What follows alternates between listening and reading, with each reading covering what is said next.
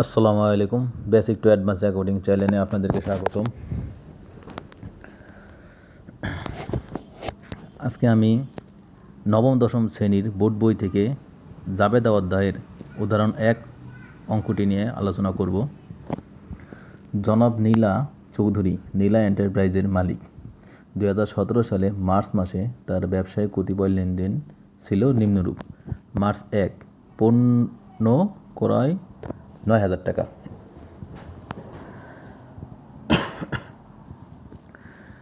তো আমি জাবেদা আলোচনার পূর্বে আমি একটা কথা বলতে চাই যে আপনারা নিচে দেখতে পারতেছেন যে নিচে আমি একটা যে লাল একটি বক্স অঙ্কন করেছি। সেখানে আমি দেখাইতেছি যে যদি কোনো কিছু ঢোকে, ধরেন এই যে লাল বক্সটা, এটা আপনার ব্যবসা প্রতিষ্ঠান। তা আপনার ব্যবসা প্রতিষ্ঠানে যদি কোনো কিছু ঢোকে, আসে বা বাড়ে, তাহলে সেটা কি হয়? ডেবিট হয়। এবং আপনার এই ব্যবসা প্রতিষ্ঠান থেকে যদি কোনো কিছু চলে যায়, বের হয়ে যায় বা কমে যায়, তাহলে সেটা কি হয়? ক্রেডিট হয়। এই সিম্পল কথাটা আপনি আগে মাথায় নেন যে আপনার ব্যবসা প্রতিষ্ঠানে যদি কোনো কিছু আসে, বাড়ে, তাহলে সেগুলি কী হবে? ডেবিট হবে। যদি আপনার ব্যবসা প্রতিষ্ঠানে কোনো কিছু চলে যায় বা কমে যায়, তাহলে সেটা কি হবে? সেটা হবে ক্রেডিট। তাহলে পণ্য ক্রয় করা হলো, আপনি যদি কোনো কিছু ক্রয় করেন তাহলে সেটা আপনার ব্যবসা প্রতিষ্ঠানে কি আসে, ঠিক আছে? আর চলে যায় কি? আপনি পণ্য ক্রয় করতেছেন কত টাকা দিয়ে? দেখেন, পণ্য ক্রয় করা হলো 9,000 টাকা দিয়ে। তাহলে এই 9,000 টাকা কি আপনার ব্যবসা থেকে কি চলে যাইতেছে? যা চলে যায় তা কি হয়? ক্রেডিট। তাহলে নগদ টাকা চলে যাইতেছে, আর নগদ টাকাকে হিসাব বিজ্ঞানে নগদান বলা হয়। নগদ টাকা যেহেতু চলে যেতেছে, তাহলে নগদ টাকা কী হবে? ক্রেডিট হবে। যা চলে যায় তা কী হয়? ক্রেডিট। তাহলে নগদান হিসাব কী হবে? ক্রেডিট। এই যে দেখতে পাচ্ছেন আপনারা, মার্চ মাসের 1 তারিখ নগদান হিসাব কি? ক্রেডিটে 9,000 টাকা। তাহলে ডেবিট কি হবে? দেখেন, তাহলে আপনার ব্যবসায় আসলো কি? আপনার ব্যবসা আসলে কি? পণ্য আসলো। যা আসে তা কী হয়? ডেবিট হয়। তাহলে পণ্য হিসাব কি? ডেবিট হওয়ার কথা। কিন্তু হিসাব বিজ্ঞানে পণ্য হিসাবটাকে ক্রয় এবং বিক্রয় হিসাবে লেখা হয়। পণ্য যখন আমরা ক্রয় করে আনি তখন সেটাকে ক্রয় হিসাব নামে আমরা এন্ট্রি করি, এবং পণ্য যখন আমরা বিক্রয় করে দিই তখন আমরা সেটা কি? বিক্রয় হিসাব নামে এন্ট্রি করি। হিসাব বিজ্ঞানে আসলে পণ্য হিসাব নামে কোনো হিসাব নাই। যদি থাকতো তাহলে এখানে পণ্য হিসাব নামেই ডেবিটটা হতো। যেহেতু পণ্য হিসাব নামে কোনো হিসাব বিজ্ঞানে কোনো হিসাব নাই, সেহেতু আমরা ক্রয় হিসাবকে ডেবিট করব। এবার আসি মার্চ 2। মার্চ 2-এ বলা হয়েছে আসবাবপত্র ক্রয় 12,000 টাকা। আসবাবপত্র ক্রয় 12,000 টাকা। ধরুন আপনার ব্যবসা প্রতিষ্ঠানে আপনি আসবাবপত্র ক্রয় করতেছেন, তাহলে আপনার ব্যবসা প্রতিষ্ঠানে আসতেছে কি? ঢুকতেছে কি? আসবাবপত্র ঢুকতেছে। তাই যা ঢোকে বা ব্যবসায় আসে সেই জিনিসটা কি হয়? ডেবিট। তাহলে আসবাবপত্র কী হবে? ডেবিট। আসবাবপত্র হিসাব ডেবিট কত? 12,000 টাকা। ক্রেডিট কি? আপনার ব্যবসা থেকে কী চলে যেতেছে? নগদে 12,000 টাকা চলে যেতেছে, কারণ এখানে বাকির কোনো কথা উল্লেখ নাই বা কারোর নামও বলা নাই। তার মানে কি? এটা নগদে হয়েছে। আসবাবপত্র ক্রয় 12,000 টাকা, তাহলে আপনার নগদে 12,000 টাকা চলে যেতেছে আপনার ব্যবসা থেকে। কি? এই 12,000 টাকা চলে যেতেছে, বের হয়ে যেতেছে। যা বের হয়ে যায় তা কি? ক্রেডিট। তাহলে এই নগদান হিসাব কী হবে? ক্রেডিট 12,000 টাকা। এবার আসি মার্চ 3। এখানে বলা হয়েছে যে বাহারের নিকট বিক্রয় 15,000 টাকা। দেখুন, এখানে কিন্তু একজনের নাম বলা হয়েছে। যখনই কারোর নাম উল্লেখ থাকবে তখন আপনি ধরে নেবেন সেই জিনিসটা বাকিতে হয়েছে। এখানে কিন্তু বাকির কথা উল্লেখ নেই, কিন্তু একজনের নাম দিয়ে দেওয়া হয়েছে। যদি কারোর নাম উল্লেখ থাকে তখন আপনি এটা ধরে নিতে পারেন যে সেটা সেই ক্রয় বিক্রয়টা কিসে হয়েছে? বাকিতে হয়েছে। সেটা কিন্তু নগদে হয় নাই। দেখেন, বিক্রি করলে আপনার ব্যবসা প্রতিষ্ঠান থেকে সেই জিনিসটা কি চলে যায়, ঠিক আছে? কি চলে গেছে? কি বিক্রি করছে? নিশ্চয়ই পণ্য বিক্রি করছে। তাহলে পণ্য কি আপনার ব্যবসা থেকে চলে গেছে, তাহলে পণ্য হিসাব কি হওয়ার কথা? ক্রেডিট হওয়ার কথা। কিন্তু আমি আগেই বলেছি, হিসাব বিজ্ঞানে পণ্য হিসাব নামে কোনো হিসাব হয় না। পণ্য যখন আমরা ক্রয় করি তখন আমরা ক্রয় হিসাবকে ডেবিট করি, এবং পণ্য যখন আমরা বিক্রয় করে দিই তখন আমরা বিক্রয় হিসাবকে ক্রেডিট করি। সেই রুলস অনুযায়ী মার্চ মাসের 3 তারিখ বিক্রয় হিসাব কী হবে? ক্রেডিট হবে। বিক্রয় হিসাব ক্রেডিট 15,000 টাকা। এবং ব্যবসায় আসতেছে কি বলেন? যদি আমি এটা নগদে করতাম, নগদে যদি আমি 15,000 টাকাতে বিক্রি করতাম, তাহলে আমার কাছে নগদ টাকা আসতো, তখন আমি নগদানকে 15,000 ডেবিট করতে পারতাম। কিন্তু আমি তো এটা নগদে বিক্রি করতে পারিনি, আমি এটা বাকিতে বিক্রি করতেছি। কীভাবে বুঝলাম? দেখুন, এই জায়গায় নাম দেওয়া আছে 3 মার্চ। যদি কারো নাম থাকে তাহলে আপনি ধরে রাখবেন জিনিসটা কী হয়েছে? বাকিতে হয়েছে। যেহেতু আমি জিনিসটা আমি নগদে করতে পারিনি, জিনিসটা আমি বাকিতে করছি, তাহলে আমি নগদানকে ডেবিট করতে পারতেছি না। তাহলে আমি কি ডেবিট করব? আমি একজনের কাছে কি টাকাটা পাবো, সে আমার কাছে কি আছে, দেনা আছে, ঠিক আছে, সে আমাকে টাকাটা কী করবে, দেবে।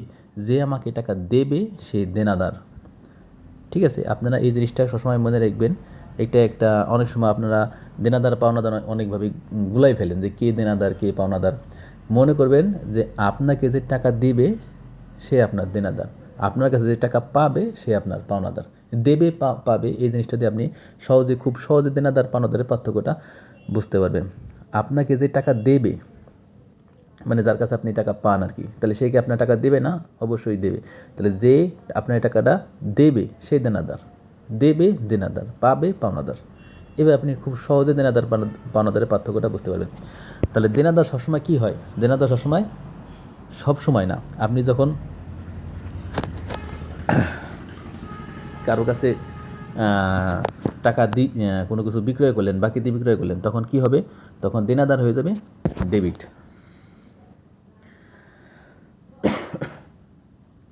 কারণ আপনি তো নগদ টাকা পেলেন না, নগদানের বদলে কী পেলেন? একজন দেনাদারকে পেলেন। তারপরে আসি মাস 7। মাস 7-এ আছে ব্যাংকে জমা দান 8,000 টাকা। তাহলে আপনি যদি ব্যাংকে টাকা জমা দেন, ধরেন আপনার একটা ব্যাংক অ্যাকাউন্ট আছে, আপনি যদি ব্যাংকে যদি 8,000 টাকা জমা দেন, তাহলে আপনার কাছ থেকে নগদে 8,000 টাকা কি কমে গেল, কিন্তু আপনার ব্যাংকে 8,000 টাকা ঠিকই বেড়ে গেল, ঠিক না? ধরেন আপনার ব্যাংকে এখন কোনো টাকা নাই, কিন্তু আপনার কাছে কি নগদে 8,000 টাকা আছে। আপনি এই নগদে 8,000 টাকা কী করলেন? আপনার ব্যাংকে আপনার অ্যাকাউন্টে যা রেখে আসলেন, তাহলে কি আপনার কাছে কি আর নগদ কোনো টাকা থাকলো না? আপনার নগদ টাকা কমে গেল, কিন্তু আপনার ব্যাংকে কি টাকাটা বেড়ে গেল। তাই টাকা যেখানে বাড়ে সেটি কি ডেবিট, আর যেখানে কমে সেটি কি কমলে কি ক্রেডিট। তাহলে আপনার কি নগদ টাকা কি কমে গেছে, তাহলে নগদান কি হবে? ক্রেডিট। আপনার ব্যাংকের টাকা বেড়ে গেছে, তাহলে ব্যাংক হিসাব কী হবে? ডেবিট। খুব সহজ হিসাব। বাড়লে কি হয়? ডেবিট। কমলে কি হয়? ক্রেডিট। আপনি ব্যাংকে টাকা জমা দিছেন, 8,000 টাকা, মানে কি আপনার নগদ টাকা ব্যাংকে জমা দিছেন, আপনার নগদ টাকা কমে গেছে, তাহলে নগদান কী হবে? ক্রেডিট। ব্যাংকের টাকা বাইরে গেছে, তাহলে ব্যাংক হিসাব কী হবে? ডেবিট। মার্চ 9, বাকিতে পণ্য ক্রয়। এবার দেখেন আপনি কিন্তু পণ্যটা ক্রয় করছেন, প্রথমে আমরা মার্চ 1-এ পণ্য ক্রয় করছিলাম নগদে, কিন্তু এইবার কিন্তু বলে দিছে বাকিতে পণ্য ক্রয় 5,000 টাকা। তাহলে আমরা পণ্যটা ক্রয় করছি কিসে? বাকিতে ক্রয় করছি। ক্রয় করলে ক্রয় হিসাব সবসময় চোখ বুজে ক্রয় করলে ক্রয় হিসাব ডেবিট হয়। এটা হলো আপনি মুখস্থ করতে পারেন, কিন্তু মুখস্থ করার দরকার নাই। আমি বলবো যে দেখেন আপনি যখন জিনিসটা ক্রয় করেন, তাহলে আপনার কাছে কি আসে? পণ্য আসে। তাহলে যে জিনিসটা আসে ক্রয়ের মাধ্যমে, কি আমাদের কাছে পণ্য আসে না? তাহলে কি আমার কাছে পণ্য বাড়ে না? তাহলে জিনিসটা কী হওয়ার কথা? ডেবিট হওয়ার কথা। কিন্তু পণ্য হিসাব না লিখে আমরা ক্রয় হিসাব লিখি। হিসাব বিজ্ঞানে পণ্য হিসাব নেই, কোনো হিসাব নাই, তাই আমরা ক্রয় হিসাব লিখি। এবং এখন যে আমি পণ্যটা ক্রয় করছি, এর বদলে কি আমার কোনো নগদ টাকা চলে গেছে? না, যায় নাই, কারণ আমি জিনিসটা বাকিতে করছি। যদি নগদ টাকা চলে যেত, তাহলে আমি নগদানকে ক্রেডিট করতাম। নগদানকে কি ডেবিট করতে পারতাম? না, ক্রেডিট করতে পারতাম। অবশ্যই ক্রেডিট করতে পারতাম, কারণ আমার নগদ টাকা কি চলে যেত। দেখেন বাকিতে পণ্য ক্রয়, যদি পণ্যটা যদি বাকিতে ক্রয় না করে যদি নগদে ক্রয় করতাম, তাহলে কি আমার কাছ থেকে 5,000 টাকা কমে যেত না? নগদান হিসাব কী হইতো? ক্রেডিট হইতো। তো নগদান হিসাব ক্রেডিট আমরা লিখতে পারতেছি না, কারণ আমি তো নগদের টাকাটা দেই নেই। তাই আমি কী করছি? এই যে 5,000 টাকা যেটা ক্রেডিট হওয়ার কথা ছিল, এই নগদ 5,000 টাকা তো আমি ক্রেডিট করতে পারতেছি না, নগদান ক্রেডিট করতে পারতেছি না। কারণ আমি জিনিসটা বাকিতে কিনছি। এই 5,000 টাকা সে আমার কাছে কি পাবে মানে কি? পাওনাদার। তাহলে ওই নগদান হিসাবে জায়গা চলে আসবে কি? পাওনাদার হিসাব। দেখেন 9 তারিখ যদি নগদে করতাম, তাহলে আমি কি করতাম? ক্রয় হিসাব ডেবিট করতাম এবং নগদান হিসাব ক্রেডিট করতাম। যেহেতু নগদে হয় নাই, তাহলে ক্রয় হিসাব ডেবিট ঠিকই থাকবে, কিন্তু নগদান হিসাবে জায়গা পাওনাদার হিসাব চলে আসবে। কারণ সেই নগদ টাকাটা কি একজন পাবে, মানে কি? পাওনাদার। সেই নগদান হিসাবে জায়গা আমি পাওনাদার হিসাব বসাই দেব। আর পাওনাদার মানে দায়, আর দায় কি? ক্রেডিট হয়। এবার আসেন মার্চ 15। মার্চ 15-তে কুরিন হিসাবে অবলোকন করা হলো 1,000 টাকা। এই জিনিসটা মার্চ 9-এর পর মার্চ 12তে কুরিন সঞ্চিতি ধার্য করা হলো 2,000 টাকা। দেখেন কুরিন জিনিসটা একটু জটিল, এইটা নিয়ে আসলে আরও বিস্তারিত অনেক আলোচনা আছে। আমি জাস্ট সংক্ষেপে একটু কথা বলতে চাই যে কুরিন জিনিসটা হলো, ধরেন আপনি আপনার এক বন্ধুকে টাকা হাওলাত দিয়েছেন, ধরেন আপনি আপনার এক বন্ধুকে 5,000 টাকা হাওলাত দিয়েছেন, কিন্তু আপনার সেই বন্ধু বাটপার, আপনাকে সেই টাকার ফেরত দেবে না। আপনি একদম শিওরলি ধরে নিয়েছেন যে আপনার সেই বন্ধুটা টাকা ফেরত দেবে না। যদি আপনি এটা শিওর হয়ে থাকেন যে আপনার সেই বন্ধু আর টাকা আপনাকে ফেরত দেবে না, তাহলে এই 5,000 টাকা কি আপনার মায়ের, আপনি যে 5,000 টাকা তাকে ঋণ দিলেন, এই ঋণটা কী হইলো? মায়ের হয়ে গেল না? তাই জিনিসটা কি? কু ঋণ। যেই ঋণের টাকা পাওয়া যায় না, যেই ঋণের টাকা মায়ের হয়ে যায়, সেই ঋণটাই তো কুঋণ।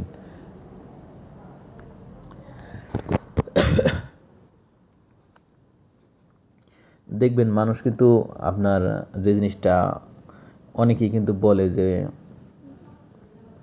এটা কুলক্ষী কিংবা এই ধরনের কোনো অনেক অনেক মানে জিনিসটা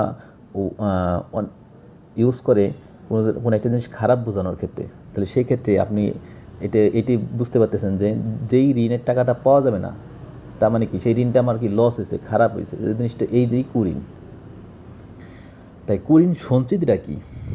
ধরেন আমি আপনার বাস্তব লাইফের একটা উদাহরণ দিতে চাই। ধরেন আপনার পরীক্ষার ফর্ম ফিল আপ করা দরকার। এখন আপনি পরীক্ষার ফর্ম ফিল আপের জন্যই আপনি বাসা থেকে 5,000 টাকা নিছেন। এখন এই 5,000 টাকা আপনার এক বন্ধু আপনার কাছে ধার চাইছে। আপনি সেই বন্ধুকে আপনার পরীক্ষার ফর্ম ফিল আপের টাকা ধার দিছেন। এখন ফর্ম ফিল আপের ডেট কিন্তু আস্তে আস্তে আগায় আসতেছে। এখন আপনি আপনার বন্ধুর কাছে টাকা ধার চাইতেছেন, কিন্তু সে দেখা হলো আপনি আপনার বন্ধুর কাছে টাকাটা ফেরত চাইতেছেন, সেই 5,000 টাকাটা ফেরত চাইতেছেন, কিন্তু সে সেই টাকাটা ফেরত দিতে ঘড়িমেশি করতেছে। তখন আপনার মাথায় কিন্তু একটা চিন্তার ভাঁজ পড়ে গেল যে আপনার কিন্তু অবশ্যই পরীক্ষার ফর্ম পূরণ করতে হবে। তো অবশ্যই সে 5,000 টাকা আপনার দরকার। যদি সেই বন্ধু যদি আপনার ফর্ম ফিল আপের আগে যে টাকাটা না দেয়, তখন আপনি ফর্ম ফিল আপটা করবেন কীভাবে? অবশ্যই তো ফর্ম ফিল আপটা করা দরকার। তাই আপনি বিকল্প হিসাবে আপনি আলাদা এক জায়গায় টাকা জমাইতেছেন। যদি ও বাই চান্স টাকাটা যদি না দেয়, তাহলে আমি আমার জমানো টাকা দিয়ে আমি পরীক্ষার ফর্ম ফিল আপটা করবো। এই যে আপনি যে আলাদা জায়গায় একটা টাকা জমাইতেছেন, যদি ও পরীক্ষার ফর্ম ফিল আপের সময় যদি টাকা না দেয়, তখন তো আমার ফর্ম ফিল আপ করতেই হবে বাধ্যতামূলক। তখন আমি আমার এই জমানো টাকা থেকে ফর্ম ফিল আপটা করে ফেলবো। এই উদ্দেশ্যে আপনি যে একটা জায়গা, আলাদা একটা জায়গা যে টাকাটা জমাইতেছেন, এটাই হচ্ছে কুঋণ সঞ্চিতি, যেটা হলো ব্যাকআপ হিসাবে কাজ করে। বাই চান্স যদি ও আমার টাকাটা যদি না দেয়, বাই চান্স যদি ওই ঋণটা কুঋণ হয়ে যায়, তখন আমি এইখান থেকে টাকাটা তুলে আমি আমার ফর্ম ফিল আপটা করতে পারি, আমি আমার ব্যবসার কাজে লাগাইতে পারি। মানে একজন ব্যবসায়ী যখন একজনের টাকা হাওলাত দেয়, তখন যদি ধরে নেয় যদি সেই টাকাটা যদি ফেরত না দেয়, যদি আমার এই টাকাটা মায়ের যায়, আমার তো এই টাকাটা দরকার ব্যবসার কাজে, তখন সেই ওই ক্ষতিটা পূরণ করার জন্যই আগের থেকে একটা জায়গায় টাকা জমায় রাখে, একটা সঞ্চিতি করে রাখে। সেই সঞ্চিতির নামই হচ্ছে কুঋণ সঞ্চিতি। তো কুঋণ সঞ্চিতি ধার্য করা হলো, এটার একটা ফিক্সড জাবেদা। আপনি সবটা সময় এই জাবেদাটা ফিক্সড পাবেন। সেটা কি? যে কুঋণ হিসাব কি ডেবিট, আর কুঋণ সঞ্চিতি হিসাব কি ক্রেডিট। এটা আপনি চাইলে মুখস্থও করতে পারেন। যে যদি বলা হয় কুঋণ সঞ্চিতি ধার্য করা হলো, তাহলে সবটা সময় আপনি এই জাবেদা ফিক্সড, কুঋণ হিসাব ডেবিট এবং কুঋণ সঞ্চিতি হিসাব ক্রেডিট। তারপরে দেখেন 15 তারিখে কুঋণ হিসাবে অবলোপন করা হলো 1,000 টাকা। কুঋণ হিসাবে অবলোপন করা হলো। অবলোপন মানে কি? সত্যি সে 1,000 টাকা কি আপনি পাইতেছেন না। আপনি কুঋণ হিসাবে 2,000 টাকা আলাদা জায়গা জমায় রাখছিলেন। দেখেন 12 তারিখে আলাদা জায়গা আমি জমায় রাখছিলাম। এখন আমি জানতে পারলাম যে না, সত্যি আমি 1,000 টাকা কেউ একজন আমার দিবে না। এখন সেই 2,000 থেকে আমি 1,000 টাকা তুলে আমি সেই ক্ষতিটা মেকআপ করব। তাহলে যে আমি যে সঞ্চিতি করছিলাম 2,000 টাকা, সেখান থেকে আমি 1,000 টাকা তুলে ফেলবো। তাই তুলে ফেললে তখন কুঋণ সঞ্চিতি হিসাব কী করছিলাম? ক্রেডিট। আর এখন কী হয়ে যাবে? ডেবিট। আর দেনাদার কী হয়ে যাবে? ক্রেডিট। দেনাদার ক্যান ক্রেডিট হইল যখন মনে করেন আপনি কাউকে টাকা হাওলাত দেন, ঠিক আছে, তখন আপনার নগদ টাকা চলে যায়, নগদান হিসাব হয় ক্রেডিট, এবং আপনার একজন দেনাদারের সৃষ্টি হয়। আপনি যার কাছে ভবিষ্যতে টাকাটা পাবেন, যে আপনাকে টাকাটা দেবে, তখন দেনাদার হয়ে যায় কী হয়ে যায়? ডেবিট। এবং দেনাদার যদি আপনাকে টাকাটা দিয়ে দেয়, তখন আপনি আবার নগদ টাকা পেয়ে যান, নগদান হিসাব কী হয়ে যায়? ডেবিট। আর দেনাদারের যে আমি ডেবিটে রাখছিলাম, এখন দেনাদার কী হয়ে যাবে? ক্রেডিটে, কারণ আমি তার টাকাটা পাবো না, কারণ সে আমাকে টাকাটা দিয়ে দিতেছে।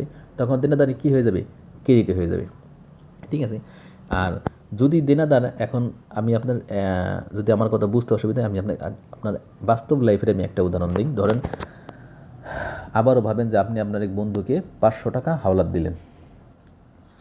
তখন আপনি জাবেদা কী করবেন যে আপনার কাছ থেকে 500 টাকা নগদে চলে গেল, তাই নগদান হিসাব কী হবে? ক্রেডিট। এবং একজন দেনাদারের সৃষ্টি হলো যে আপনাকে টাকাটা দেবে, সেই দেনাদার কী হবে? ডেবিট। ঠিক আছে, আপনার কাছ থেকে নগদে 500 টাকা চলে গেল, ঠিক আছে, তার বদলে কি আপনি কিছু পাইলেন? হ্যাঁ পাইলেন। কি পাইলেন? একজন দেনাদারকে পাইলেন যে আপনাকে টাকাটা দেবে, তাহলে দেনাদার হিসাব কী হবে? ডেবিট। যা আমরা পাই তা কী হয়? ডেবিট। এখন যখন আপনার সেই বন্ধু আপনাকে টাকাটা যখন সেই 500 টাকা যখন আপনাকে ফেরত দেবে, তখন সে কি আর দেনাদার থাকবে? সে তো আর দেনাদার থাকবে না। তখন কি সে সে যদি আপনার 500 টাকা দিয়ে দেয়, তখন কি আর সে দেনাদার থাকবে? দেনাদার থাকবে না। সেই দেনাদারের খাতা থেকে তার নামটা মুছে যাবে না? অবশ্যই। তাহলে হিসাব বিজ্ঞানে মোছার সিস্টেম হচ্ছে, আপনি দেনাদারটা প্রথমে ডেবিট করেছিলেন, এখন এই দেনাদারকে ক্রেডিট করে দেবেন, তাহলে কি দেনাদারটা মুছে গেল। মানে আপনি তো তার কাছে টাকাটা পান না। আপনি দেনাদার হিসাবে ডেবিট লিখেছিলেন এই কারণে যে আপনি তার কাছে টাকাটা পান। যখন সেই টাকাটা আপনাকে দিয়ে দিল, তখন তো আপনার দেনাদারকে ক্রেডিট করে ফেলাইতে হবে। যদি আপনি ক্রেডিট না করেন, তাহলে আপনি ভাববেন যে ওর কাছে আপনি আবার টাকা পান, আপনি তো ওর কাছে আবার টাকা চাইতে যাবেন, ও তো বলবে যে আমি টাকা দিছি। ঠিক আছে, তখন আপনি কী করবেন? দেনাদার হিসাবে ডেবিট থেকে ক্রেডিট করে দেবেন। তার মানে কি, আপনি তখন বুঝে গেলেন যে না, ওর কাছে টাকা আদায় হয়ে গেছে। ঠিক আছে, আর আপনি কি ডেবিট করবেন? নগদ টাকা চলে আসলো, নগদ হিসাবকে ডেবিট করে দেবেন। কিন্তু নগদ টাকা যদি না আসে, যদি টাকাটা যদি মায়ের যায়, তাহলে কি করবেন? কুরিন হিসাবে ডেবিট করে দেবেন। আমার কাছে নগদ টাকা আসলো না, সে টাকাটা মার দিছে, তার মানে কি ও তার কাছে আমি টাকাটা পাবো না, আমি ধরে নিতেছি, তাহলে আমার দেনাদারটা কি ক্রেডিট করে ফেলা লাগবে, কারণ ওর কাছে আসা ছাড়িয়ে দিছি। দেনাদার ডেবিট থেকে আমি ক্রেডিট করে ফেলাবো। কিন্তু নগদ টাকা আমি পাইনি, নগদ টাকা পেলে নগদানে ডেবিট করতাম, কিন্তু নগদ টাকা পাইনি, সে টাকাটা দেবে না, তাহলে আমি এখানে কি করব? কুরিন হিসাবে ডেবিট করব। আর এখানে কুরিন সঞ্চিতি ডেবিট করা হয়েছে কারণ কারণ কুরিন আমি এই যে 1000 টাকা, সেই 1000 টাকা আমি সেই কুরিন সঞ্চিতিতে আমি হিসাব করছিলাম, সেখান থেকে আমি 1000 টাকা নিয়ে মেকআপ করছি, সেই কারণে কুরিন সঞ্চিতি হিসাব কী হবে? ডেবিট। কারণ এটা কি খরচ হয়ে গেছে, মানে সেখান থেকে টাকাটা কমে গেছে। যাই হোক, কুরিন একটা জটিল বিষয়, এখানে আসলে বোঝার অনেক কিছুই আছে। বিস্তারিত যদি আমি কুরিন নিয়ে আরও আলোচনা করতে যাই, তাহলে ভিডিওটা অনেক বড় হয়ে যাবে। এই কারণে আমি কুরিন এখন স্কিপ করলাম। আশা করি আস্তে আস্তে আরও আপনারা কুরিন সম্পর্কে আরও ভিডিও পাবেন। সেই সমস্ত ভিডিও দেখলে আস্তে আস্তে আপনারা কুরিনটা ক্লিয়ার হয়ে যাবেন যে কুরিনের মায়ের পেজটা আসলে কী। তারপরে মার্চ 18 মণিহারি দ্রব্যাদি করায় 1000 টাকা। মণিহারি দ্রব্যাদি করায় জিনিসটা কি? সেটা হচ্ছে ব্যবসা প্রতিষ্ঠানে খাতা, কলম, পেন্সিল, রাবার, ক্যালকুলেটর, স্টারপিলার, এই সমস্ত জিনিস লাগে। এই সমস্ত জিনিসকেই মণিহারি বলা হয়, মণিহারি বলা হয়। তাহলে মণিহারি দ্রব্যাদি ক্রয়, তাহলে আমি কি মণিহারি দ্রব্যটি ক্রয় করছি, তাহলে আমার কাছ থেকে কী চলে গেছে? 1000 টাকা চলে গেছে। দেখেন 18 তারিখে মণিহারি দ্রব্যটি ক্রয় 1000 টাকা, তার মানে আমার কাছে 1000 টাকা চলে গেল। তাহলে যা চলে যায় তা কী হয়? ক্রেডিট। তাহলে নগদান হিসাব কী হবে? ক্রেডিট। দেখেন এই যে 18 তারিখে নগদান হিসাব ক্রেডিট কত? 1000 টাকা। এবং আমার কাছে আসছে কি? আমার কাছে আসছে ওই মণিহারি জিনিসপত্র, খাতা, কলম, পেন্সিল, রাবার, এগুলোকে বলা হয় মণিহারি। আমার কাছে আসছে মণিহারি, যা আসে তা কী হয়? ডেবিট। তাহলে মণিহারি হিসাব কী হবে? ডেবিট। তারপরে দেখেন মার্চ 30 বলা আছে কর্মচারীদের বেতন প্রদান করা হলো 7000 টাকা। তাহলে কর্মচারীদের, আপনার ব্যবসায় যে কর্মচারীরা আছে তাদেরকে আপনার বেতন দিতে হবে। এখন তাদেরকে যদি বেতন দিয়ে দেন 7000 টাকা, আপনার কাছ থেকে 7000 টাকা কি বাড়বে না কমবে? অবশ্যই কমে যাবে। আর যা কমে যায় তা কী হয়? ক্রেডিট। তাহলে নগদান হিসাব কী হবে? ক্রেডিট হবে, কারণ কর্মচারীদের আপনি 7000 টাকা বেতন দিয়ে দিতেছেন। তাহলে আপনার ব্যবসা থেকে 7000 টাকা কমে যেতে, তাহলে নগদান হিসাব কী হবে? ক্রেডিট হবে। যা কমে যায় তা কী হয়? ক্রেডিট হয়। এখন তার বদলে আপনি কী পাইলেন? আপনার ব্যবসায় কিছু আসলো না, আপনার কর্মচারীরা সারা মাস কাজ করছে, আপনি তাদেরকে বেতন দিলেন, তাহলে আপনার প্রতিষ্ঠানে কি আসলো? কিছু কি আসছে? আসে নাই। কিন্তু যদি কোনো সময় কোনো কিছু না আসে, তখন আপনি বুঝতে হবে যে এই টাকাটা আমি ক্রেডিট করলাম, এই টাকাটা আমি দিলাম, কী কারণে দিলাম, তখন সেই কারণটা হয়ে যাবে ডেবিট। সেই কারণটা কী হয়ে যাবে? ডেবিট। আমি আপনাদেরকে একটা সিম্পল আর একটা উদাহরণ দিতে পারি। ধরেন আপনার একটা ব্যবসা প্রতিষ্ঠান আছে, সেই ব্যবসা প্রতিষ্ঠানে আপনার বন্ধুরা আসলো, আসার পর আপনি কী করেন? সাধারণত আপনার ব্যবসা প্রতিষ্ঠান যদি থাকে, সেখানে যদি আপনার বন্ধুরা আসে, আপনি তার বন্ধুদের চা পানি খাওয়াবেন। তা আপনার বন্ধুদের চা পানি খাওয়াইতে ধরুন 100 টাকা খরচ হয়ে গেল। তখন আপনার যে 100 টাকা খরচ হয়ে গেলো, 100 টাকা আপনার ব্যবসার ফান্ডে থেকে আপনি দিয়েছেন। তাহলে আপনাদের ব্যবসায় এখানে উল্লেখ করতে হবে যে ব্যবসায় আপনার কি 100 টাকা কি কমে গেল আপনার বন্ধুদের চা পানি খাওয়াইতে। তাই নগদান হিসাবে আপনি তখন কী করবেন? ক্রেডিট করবেন 100 টাকা, ঠিক না? আর ডেবিট কী করবেন? আপনার ব্যবসায় কিছু আইসে, কিছুই তো আসেনি, আপনার বন্ধুরা আসছে, আপনি তাদেরকে চা পানি 100 টাকা খাওয়াইছেন। ব্যবসায় কি কোনো বেনিফিট হয়েছে? কোনো বেনিফিটই হয় নাই। ব্যবসায় কি কিছু আইসে? আসে নাই। কিন্তু এই যে নগদ যে 100 টাকা আপনার চলে গেলো, নগদান তো ক্রেডিট করতে হবে 100 টাকা। তো আপনি ডেবিট কী করবেন? আপনার ব্যবসায় তো কিছুই আসে নাই।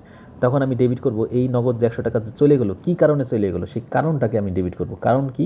কারণ আমি তাদেরকে আমি আপ্যায়ন করছি। তখন আমি কি লিখব? যে আপ্যায়ন হিসাব ডেবিট।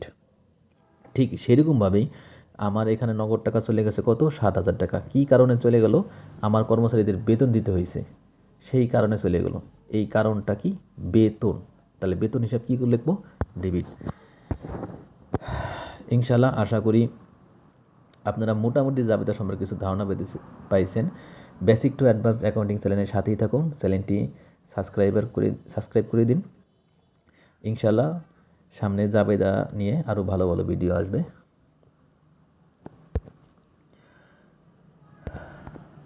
ইনশাল্লাহ। আসসালামু আলাইকুম।